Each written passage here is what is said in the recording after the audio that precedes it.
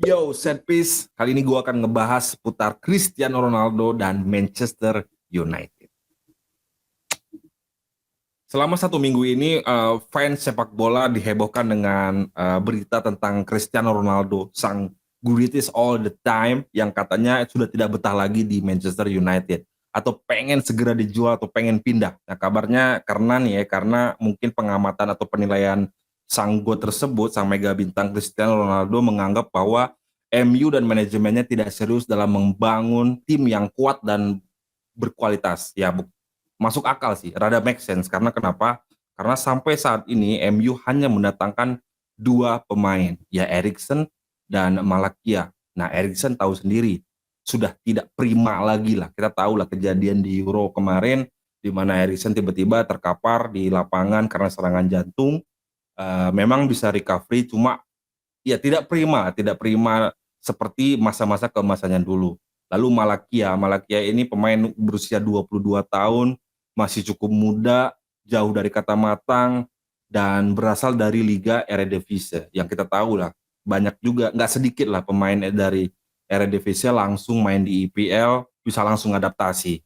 Ya gitu, kita tahu ada Van de Beek, ya kan, Ziyech, Depay, itu kan pemain-pemain yang butuh waktu yang tidak sebentar atau cukup cukup lama lah untuk bisa langsung beradaptasi dengan English Premiership ya, Premiership League atau EPL dengan aroma kompetisi EPL tersebut. Butuh waktu. Dengan track record buruk tersebut, dia juga harus bekerja keras untuk memperebutkan posisi starting line up. Di back kiri itu ada Alex Telles, ada Luke Shaw, dan yang sama-sama menempati posisi back kiri. Atau mungkin Malakia hanya menargetkan bahwa dia akan duduk di bangku cadangan, kan nggak juga. Nah, lalu apa yang harus dilakukan Manchester United sekarang? Nah, kalau bagi gue nih, Manchester United harus ngerespon sikap Ronaldo tersebut untuk ya udah silakan pindah, jual aja, jual murah lah. Atau kalau nggak mau jual murah ya jual dengan untung dikit aja atau jual modal.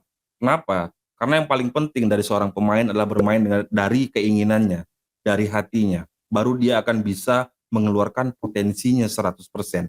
Ngapain mempertahankan pemain sehebat apapun kalau hatinya udah nggak di sana, ya kan? Bermain dengan 100% willingness dari dia sendiri, dari hatinya sendiri aja, itu belum tentu menggaransi bahwa kualitas atau potensi maksimal seorang pemain bisa keluar semua untuk klubnya. Apalagi mainnya udah setengah hati, ya kan? Contohnya Paul Pogba yang di Manchester United kemarin, main ogah-ogahan dan hasilnya ya nggak jadi apa-apa juga di MU. Kalau di tempat lain ada Lukaku, main udah ogah-ogahan, ya harus segera pergi, toksik kalau nggak, ya kan? Tapi nih kalau ada nih yang bilang nih, tapi bang Ronaldo kan salah satu leader nih dan proven goal scorer. Ya iya, itu ketika dia bermain dari hatinya, memang senang dan nyaman bermain di klub tersebut. Lah justru sebenarnya kalau dia emang bener-bener leader, gue semakin kecewa dengan Ronaldo. Apa iya nih lo sebagai pemain terbaik sepanjang sejarah sepak bola memiliki mentalitas seperti pemain-pemain kacangan seperti contoh-contoh Pogba dan Lukaku, ya kan pemain-pemain yang nggak patut dicontoh tuh. Ini kan mega bintang nih, terkenal dengan karakternya dan lain-lain. Kok bisa ikut-ikutan punya konflik seperti itu dengan sebuah klub? Nah, jangan lupa, ya kan, tidak ada pemain yang lebih besar dari klub, sehebat apapun. Bagaimanapun United sekarang, United itu adalah klub yang membesarkan nama Cristiano Ronaldo.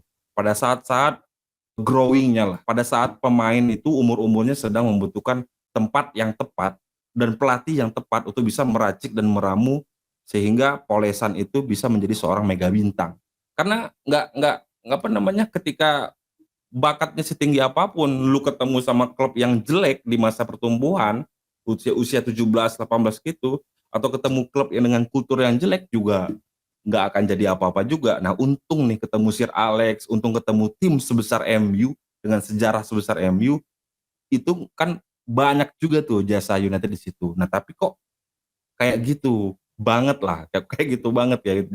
Jadi pertanyaan sama mental leadershipnya Ronaldo. Justru gue sekarang sebenarnya mempertanyakan loyalitas pemain seperti Cristiano Ronaldo. Masa iya sih si cemen itu? Ketika kalau gua mengambil contoh nih ya, Juventus ketika harus terdegradasi, mendapat hukuman karena ada pengaturan skor atau calciopoli, dulu ketika zamannya Liga Italia itu masih liga nomor satu di dunia lah.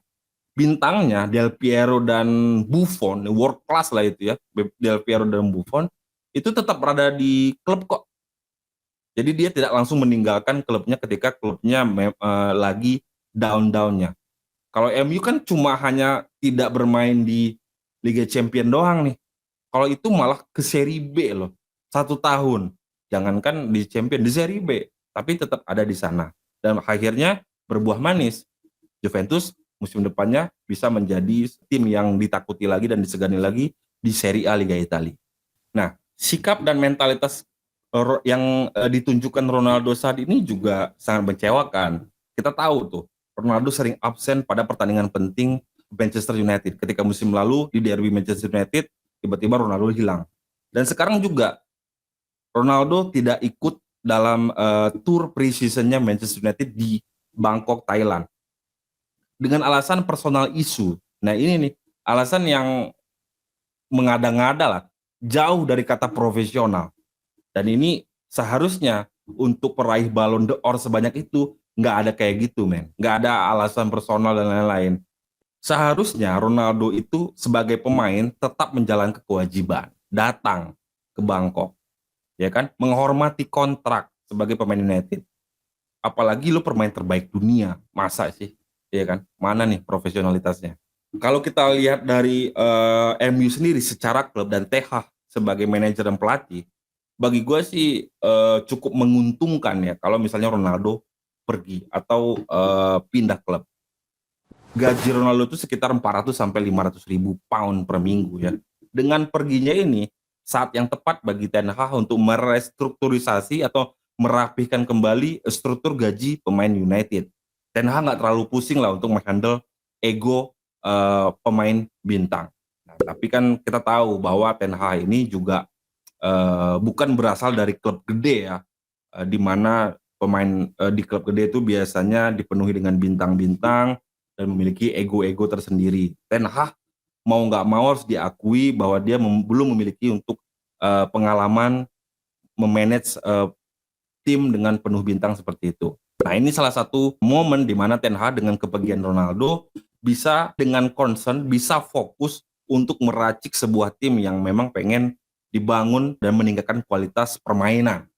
Kayak gitu. Jadi tanpa harus ada distraksi dari pola seorang mega bintang. Dan sebenarnya itulah keahlian Ten Hag ya, yaitu meracik sebuah tim dengan nama yang bukan nama-nama besar dan menjadikan sebuah permainan kolektif yang ciamik. Ya mungkin akan jadi concern yang signifikan juga bagi Ten Hag dan MU ketika Ronaldo pergi. Pertanyaannya siapa yang yang pantas untuk menggantikan? Karena kemarin nih ya musim lalu striker-striker MU kayaknya kurang produktif. Tidak seperti seharusnya yang diharapkan. Sedangkan dari tim pesaing nih ya, sudah ada Nunes di Liverpool dan Haaland di Manchester City. Mungkin saat ini di bursa transfer belum ada striker lain yang bisa langsung diandalkan oleh United seperti Nunes atau Haaland. Nah solusinya mungkin ya balik lagi, Ten Hag harus cari striker-striker muda, tapi yaitu fans MU di Red Army harus cukup sabar. Atau kembali berharap kepada Martial, Sancho, Rashford ya bisa kembali ke performa terbaiknya seperti kemarin melawan Liverpool tuh bisa tuh ngehajar 3-0 ya. Kemarin dihajar 4-0 sama 5-0. Nah, sekarang di pramusim bisa kayak semacam ada ngasih harapan-harapan ya. Ya mudah-mudahan aja nggak jadi PHP. Nah, kalau ban kapten Ronaldo pergi ya udah gampang banget tuh. Pindahin aja ke De Gea sebenarnya. Cuma kan memang Ten Hag udah secara resmi official menetapkan bahwa Bang Harry Maguire tetap menjadi kapten untuk Manchester United. Nah, padahal De Gea berpotensi untuk bisa jadi kapten ya, di mana dia senior di sana. Terus di musim lalu dia bagaimanapun carut marutnya MU tetap menampilkan permainan terbaiknya. Nah, Bruno Fernandes juga sebenarnya juga bisa dicoba sebagai kapten ketiga atau wakil kapten ya, karena dia cukup vokal juga di lapangan. Cuma dia memiliki kekurangan yang memang agak sedikit temperamental, mungkin karena masih muda. Nah, balik lagi nih ke sang mega bintang Cristiano Ronaldo. Bagaimana pendapat kalian? Apakah dia cabut aja dari MU atau stay? Artinya lagi-lagi klub harus mengalah. Silakan tulis di kolom komen ya. Sepis rumahnya fans sepak bola. Jangan lupa like and subscribe, pencet loncengnya, jadi kita upload, teman-teman tahu. Jangan lupa follow akun TikTok dan IG kita di Setpiser. Dan bagi yang belum subscribe, silakan subscribe, like, komen, dan juga tonton video-video ini karena biasanya akan ada bagi-bagi giveaway ya bro ya.